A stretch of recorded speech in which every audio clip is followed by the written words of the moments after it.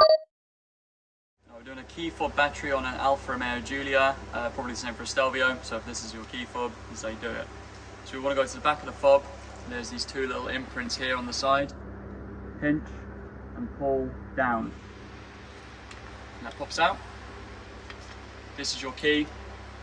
Remove it. It's quite clever. You can use the key. Here, if you see closely, there's an unlock symbol there. You want to twist. It doesn't go all the way, which is quite frustrating. And just lever it up.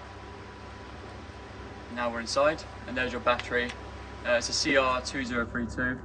And again, you can use the key inside. So just pop it out. Here's our new one. Same again, just in reverse. Using the key again. Once it's locked, hard key back in, and slide the cover back on. Done.